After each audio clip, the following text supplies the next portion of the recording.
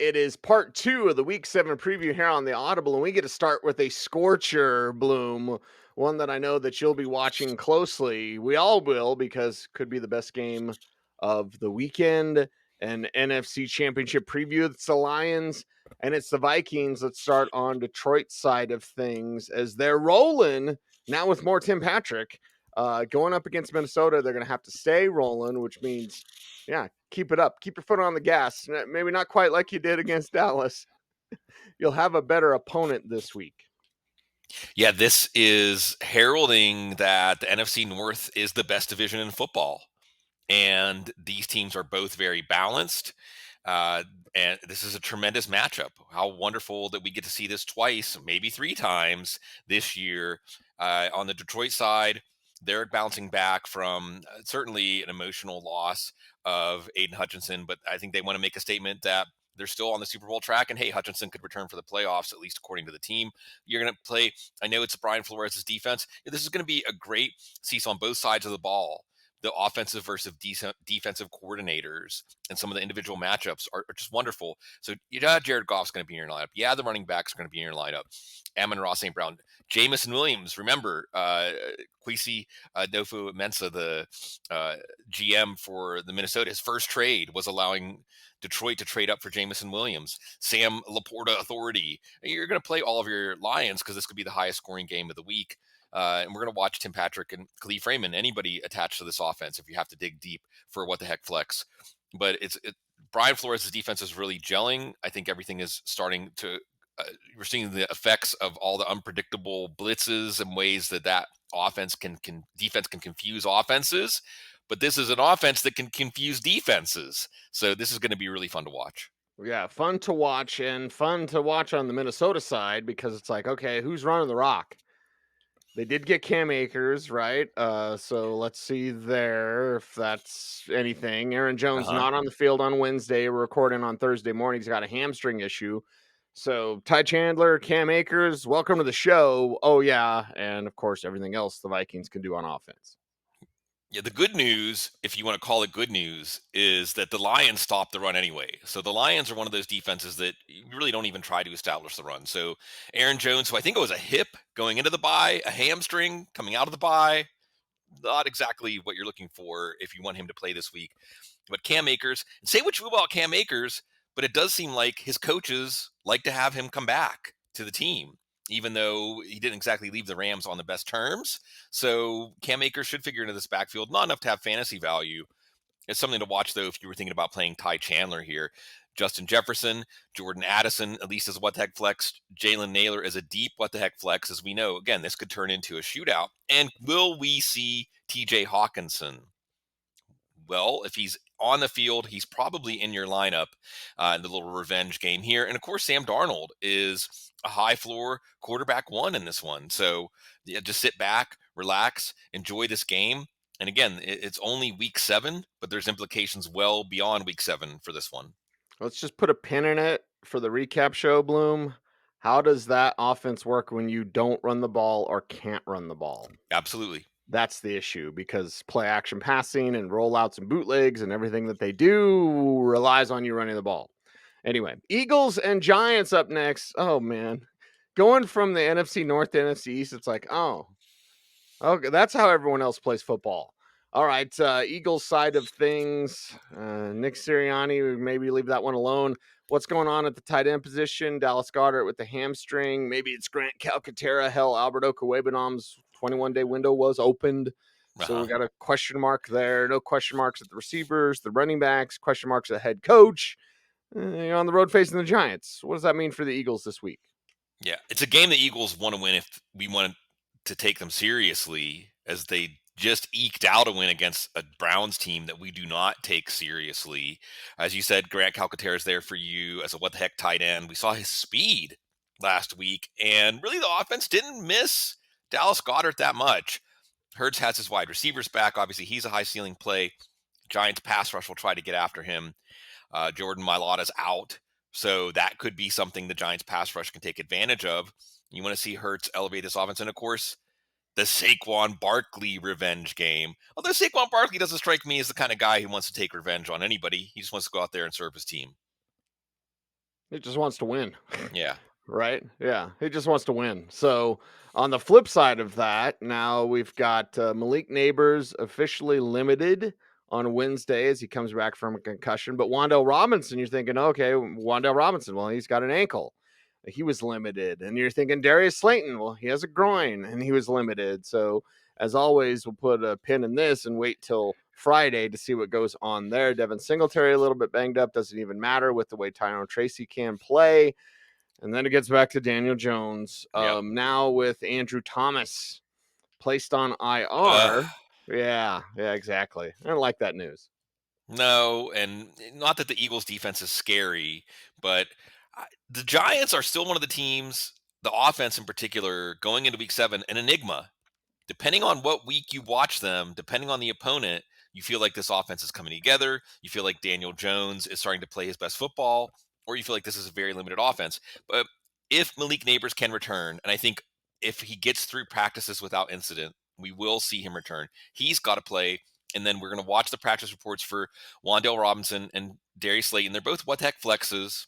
Darius Slay may be out here. Autocorrect messing us up when we're trying to write Darius Slay, and it turns into Darius Slayton. Uh, so Slay on Slayton, we may not see that, but we may see Slayton in the lineup as a high ceiling what the heck flex, and Wandale Robinson in the lineup as a high floor what the heck flex. And even though the volume might be down, if Malik Neighbors is out there, the efficiency should be up. And we've seen Wandale Robinson have some big games with Malik Neighbors out there drawing coverage. The bigger story for fantasy we're watching is Tyrone Tracy. And at least one beat writer, I think Art Stapleton, who's been covering the team for a while, said, I think that Tracy has shown enough that Devin Singletary is in the Eric Gray role and Tyrone Tracy's in the Devin Singletary role. I think that's what rational coaching would dictate. But we coined the term assumption of rational coaching on this show a long time ago because that gets us into trouble in fantasy football. So I think Tyrone Tracy's a what the heck flex in any event. Maybe Devin Singletary won't return yet. Maybe they'll say, hey, one more week. It can't hurt. And if that's the case, then Tyrone Tracy becomes a must play, maybe a foundational player. And he's maybe one of those Spider-Man memes where even though Saquon Barkley is the big dollar running back, Tyrone Tracy was the third day pick. They could look very similar in how they're used and how they perform in this matchup. Again, I think the winner of this game can entertain ideas. Somebody's going to challenge Washington. It's whoever comes out of this game. We start with a couple of really interesting games, and then we get to this. It's the Raiders and the Rams. Okay. Raiders side, how do they respond without Devontae Adams? What Jacoby Myers isn't practicing on Wednesday. Again, this is Thursday morning when we record this. So it's like, okay, Zamir White's a little bit banged up. All right. On the road against the Rams. How do the Raiders look differently? With more Tom Brady now, 33% Right. or whatever the number is. Like, okay, what? Again, less interesting, Bloom. Yeah, the poor Raiders franchise. I don't even know what to make out of this team where they're at right now. The Antonio Pierce hire is not working. You are going to, the Brock Bowers pick is working, at least for fantasy football. The roster fringe receivers, hopefully Jacoby Myers can get back soon. And obviously he becomes a PPR play as probably, give him half the targets as a target share because this is a really Trey Tucker, okay, DJ Turner, Christian Wilkerson. How did this team beat the Ravens again? This team beat the Ravens this year? See, did I dream that? Did that actually happen? Like you said, with Zamir White maybe back, Madison now. They just need to lose enough to make sure they get a quarterback in next year's draft. Yeah, lose enough. And then speaking of quarterback in next year's draft, here are the Rams. Yeah, So Cooper Cup may return. I think that's the biggest piece of news yeah. for this game is like we're looking at trending in the right direction, is what Sean McVay said. So all right, Cooper Cup, if he were out there, how does that change things? If he's not out there, well, we kind of know what we're going to get from the Rams. Not enough of what you want. Probably not, although the Raiders, again, some weeks, like when they faced Andy Dalton, they really give up the store. So Matthew Stafford as a bye week play here, a quarterback 2 super flex, especially if Cup is back. Tutu Atwell's a what the heck flex. If Cup, to give him one more week, then Jordan Whittington becomes a what the heck flex.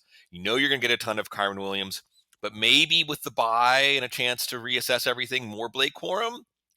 Maybe if you're a Sean McVay and you love Kyron Williams, why not take a little off his plate so he can still play in week 16, week 17, week 18? It's going to be tough for the Rams to make the playoffs, but we know with the spirit of Matthew Stafford at quarterback, they're not going to roll over. And I think they're going to probably have a cakewalk in this one. It's like the spirit of 76, the spirit of Yeah. Matthew Stafford. Does Carolina have any spirit? Jonathan Brooks' window is open. They're not, reports indicate like week 9.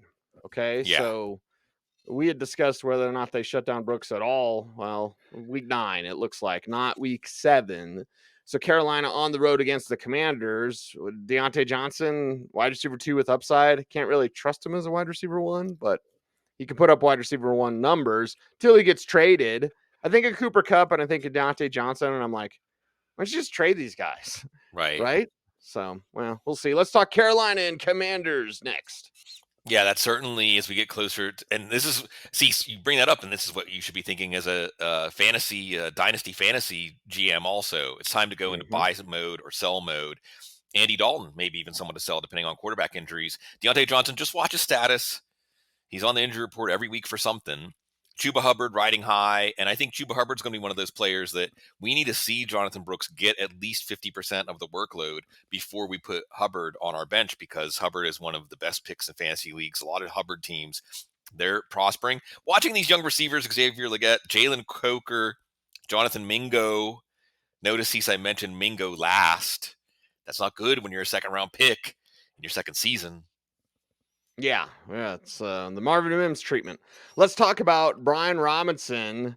It is a Commanders show now, Bloom, because Brian Robinson should be returning this week. Okay, settle things down. Of course, Terry McLaurin. Of course, Jaden Daniels. It's a soft Carolina defense. Now, Robinson has RB1 upside, of course, when he's out there. It's Carolina. Our team's easing players back. Would the Commanders ease him back with this little bit of a knee thing? It's an easier opponent, so you always have the worry of like he has a good 3 quarters and they just bench him in the 4th quarter. Right. So I think Robinson's the key story here when we talk Commanders football. The good news is, even when Robinson wasn't 100%, he got 2 rushing touchdowns the last game he played in, and he didn't play in the second half of that game. I think Robinson's got to be in just because we saw this Carolina defense give up 3 rushing touchdowns to Atlanta last week, and we know that Jaden Daniels is going to give them a lot to think about. And Austin Eckler should be in because of what he can do on passing plays, because he could get a touchdown here. Again, 3 rushing touchdowns for those running backs. Any Atlanta running back was a good play last week. Terry McLaurin's going to be a good play. It just takes one play for him to come through for you.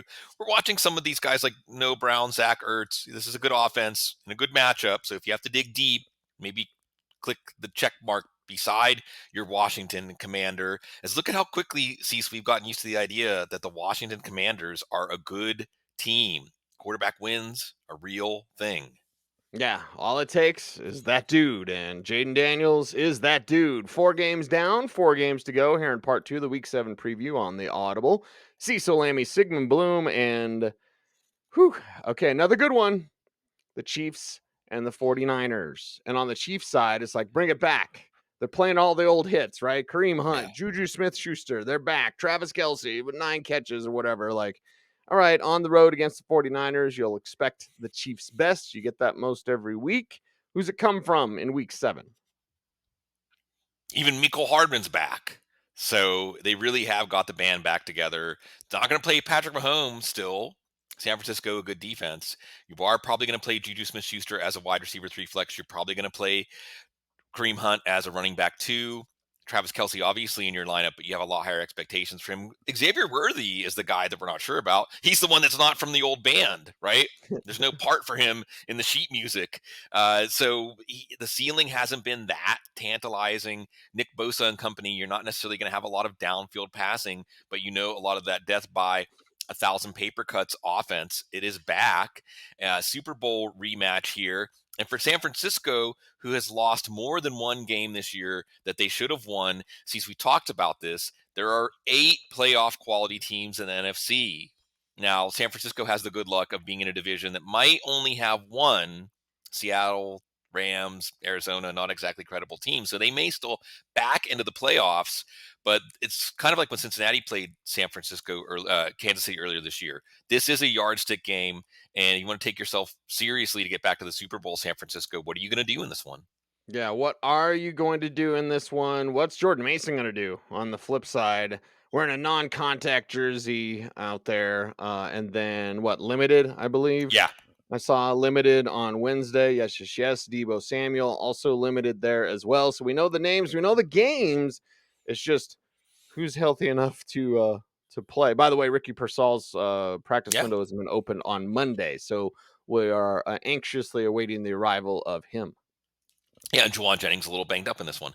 So, and Debo Samuel a little banged up with a wrist injury, but you're expecting Kansas City's defense to be good. This isn't going to be a ceiling game for this offense. You're still obviously going to play Samuel, Ayuk, Kittle, the number one tight end, Brock Purdy, a high floor play here, the more aggressive Brock Purdy. But as you said, for fantasy, the big story here is Jordan Mason. And see, so I think if it's a pain tolerance thing, Mason's out there.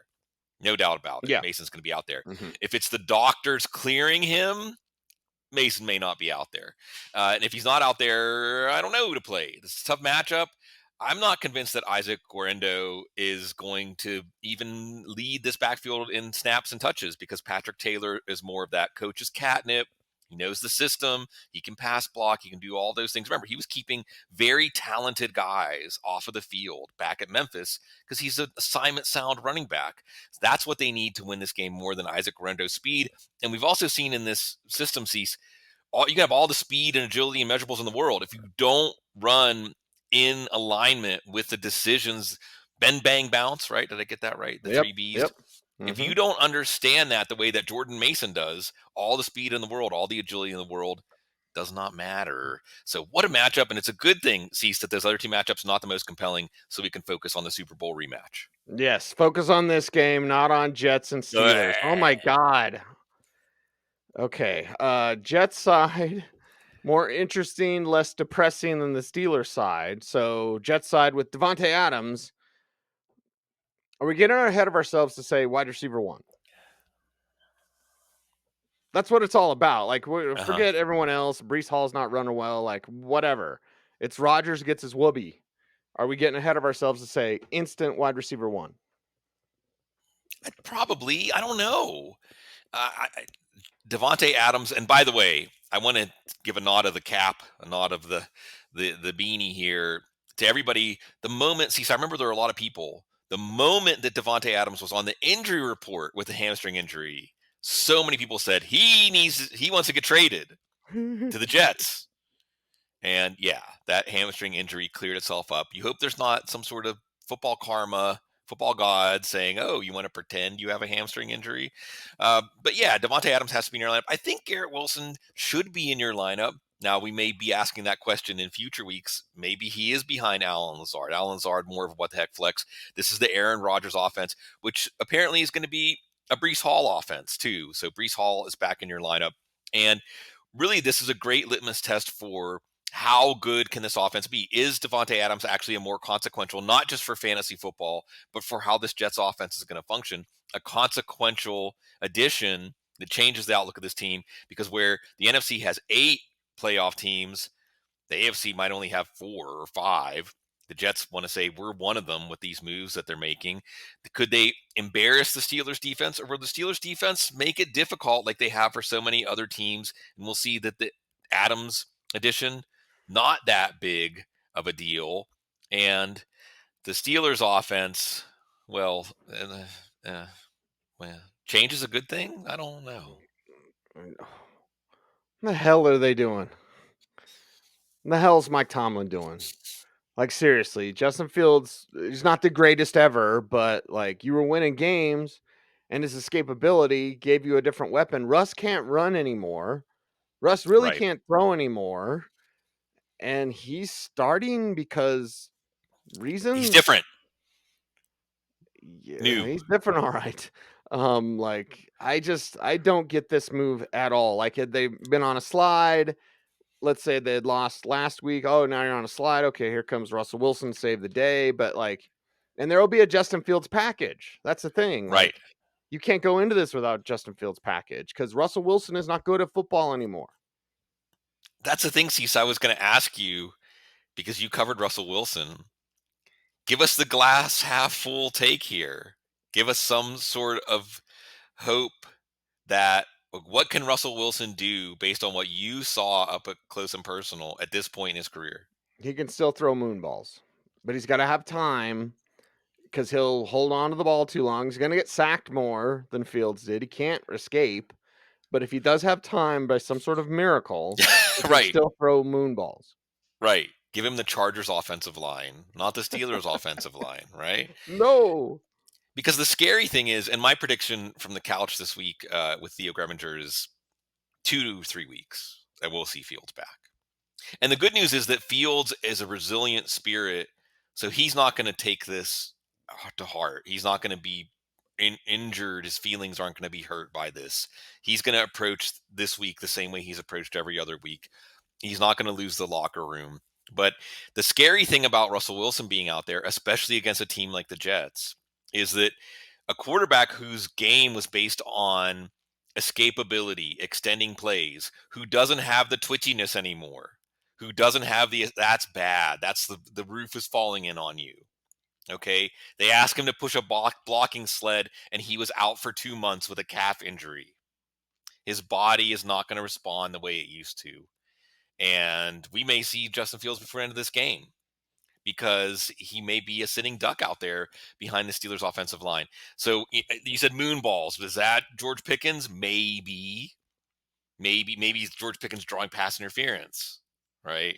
Is that Calvin Austin? If you really have to go deep, maybe they can use more of his speed. Maybe Steelers might trade for Mike Williams, just change sidelines during the game. That could be a moonball guy for this team. Interesting to see where he ends up. But I mean, the Steelers and Najee Harris is banged up. Watch the practice reports there. There's not anybody you want in this offense this week, I don't think, because it's Russell Wilson. And I think this is just a product of, see, what are the Steelers doing? It's PTSD from having such a terrible offense for so many years that even when you have something, you want it to be better. And it's not going to be better.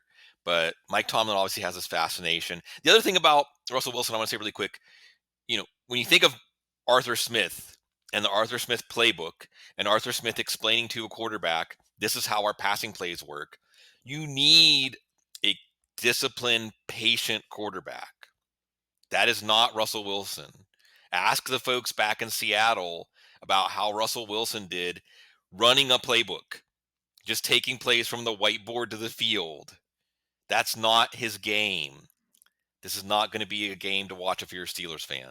No, it's playground football at its worst. And then Laughing through the tears. I know, it's 2 Monday night games. Oh God, so many people want us to do a live stream during the Steelers game. I was like, no, I don't think you want to see that emotion. Baltimore and Tampa, and we know what the Buccaneers bloom. You attack the edges, so that means Zay Flowers. I love him. Rashad Bateman, yes. Can you trust Mark Andrews and Derrick Henry? Of course. Against Tampa on the road, what's Baltimore going to do? Yeah. Now here is some fun for fantasy football. See, so there's going to be scenarios where I just need 60 points from Lamar Jackson and Zay Flowers. You might get 60 points from Lamar Jackson and Zay Flowers in this game. All right. What a matchup. You're going to see all the capabilities of this offense. And Andrew should be in your lineup. Rashad Bateman, even as a what the heck flex. Maybe even Justice Hill, because the one thing you don't do, like you said, Cease, you attack the edges. You attack through the air. I mean, I want to see a few Derrick Henry Vita Vea collisions. That'll be fun. Maybe not fun for fantasy. You're still going to play Derrick Henry, but what's really exciting about this game is that we can see now, I said, Cease, the pieces of this Ravens offense fit together like a jigsaw puzzle. When you think of how complementary all of these pieces are and all the different ways they can attack underneath, run after catch, downfield in the middle of the field. And then you also have Lamar Jackson and all of his escapability and all his creativity. So This is going to be a really fun game with a ton of offense on the Baltimore side. And this is the Spider-Man meme again, because I think that Baltimore also has a defense where you don't really test the run. You attack through the air, and Baker Mayfield says, yes, thank you. I will do that game plan. Yes, and can still throw 3 picks like he did last week. This ain't the Saints though. So, like, all right, and Mike Evans left the game briefly last week, came back in. Okay, we'll see about him. Chris Godwin doing his thing. More Bucky Irving because he can thrive as a receiver. And the Sean Tucker thing might have been a 1 week thing. So we'll wait and see what happens there. But the Buccaneers side is like, let Baker throw, and he's glad to do that. Yeah, and that makes Kate Otten a good what the heck tight end play. Let's see who the number 3 receiver is. If you have to dig deep, is it Sterling Shepard? Is it Trey Palmer? Is it Jalen McMillan? Of course, Godwin could catch 15 balls in this game. I wouldn't be surprised. Again, if you go in saying, I just need Mayfield and Godwin to combine for 65 points, you might get 65 points from them in this game. The backfield's going to be interesting because I think Rachaad White is the player on the shakiest ground. And if he is active for this game, his performance could be either a precursor to him getting a foothold in the backfield, or for the Bucs to say, we're going to play the guys who actually are producing, including Bucky Irving. With Sean Tucker, what we're going to watch here, was it just the Saints defense, their terrible tackling? Because I'm trying to think, Cease, other than Jonas Gray, how many one-hit wonders have we had that had 196 total yards? Or 192 or whatever it was on Didn't Quentin 17 Griffin touches. have a 200-yard game for the Broncos one time? Oh Quentin Griffin, yeah. remember Lil Q back in the Yeah, day? Q. Yeah, Yeah. yeah. Yeah. Once in a while, Bloom. It's like a blue Yeah, moon, you're right? right. We see it You're right. once in a while. This could be it. This could be, I think Blue Moon, they made that in Denver. That's where it was invented, right? That's what the commercial told me. Mhm. Anyway, Sean Tucker, Bucky Irving, what the heck flex plays. And we'll see if this backfield can get clarified. But what a really fun game, Cease. And if this was the Super Bowl, speaking of Super Bowl rematches, if this was the Super Bowl this year, I would be on board for that. Yes, please, and thank you. And then no thank you to 2 Monday night games, and no thank you to Chargers Cardinals. Okay, Chargers Cardinals. What? Okay, right on. I don't know. J.K. Dobbins. Honestly, Bloom, I kind of want to do both of these at the same Yeah, let's time. do it. Let's do it. Okay, Chargers Cardinals, go. Yeah, J.K. Dobbins in your lineup, Kamani Vidal on your roster on the bench, seeing if J.K. Dobbins can actually hold up. Justin Herbert getting healthier, still not healthy. I guess if you're going to play somebody, it'd be Lad McConkey out of this passing game. On the Cardinal side, again, we talked about this in the recap. Starting to think with Kyler Murray, the ink is drying on the book. There's not a lot more chapters to write about what kind of quarterback he's going to be in the NFL. And when you have Jim Harbaugh, and Jim Harbaugh, can we just say this? Because since we're all getting to that age, when you have problems with your heart that makes you have to go to the doctor and be monitored, not exactly something that puts you in a good mood, unless you're Jim Harbaugh. He said the test came back, heart of a champion, heart of an athlete. Yeah, I'd like it when people say, hey, let's just not take everything so seriously, even if it's life and death. And Jim Harbaugh, that's why his players buy in. That's why he's a winner everywhere he goes. He connects with people. And that was really nice to see, as that was something that when it happened at first, it was a bit chilling to wonder what's going on with Jim Harbaugh. And then you find out it's something with his heart. And he's just like, yeah, it happens. It's fine. Heart of an athlete. This team is full of not just athletes, but punishing athletes. I think it's going to be a rough time. We're going to see if Marvin Harrison Jr. is going to play. If he plays, he's in your lineup. If he doesn't play, maybe Michael Wilson's in your lineup. Either way, I don't think Kyler Murray is going to have a ceiling game against this defense. James Conner has an ankle maybe-ish issue. Let's watch his practice reports. We know that once the injury seal is broken with James Conner, it can be a little rough for him to get back to health and get back to his production.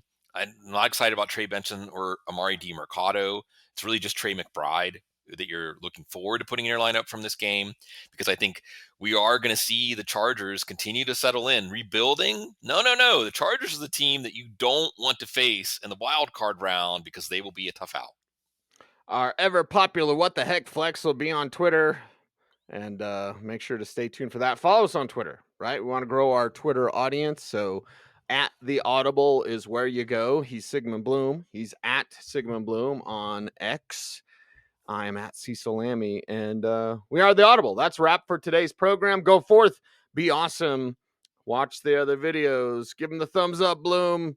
Everyone out there, stay tuned and stay frosty.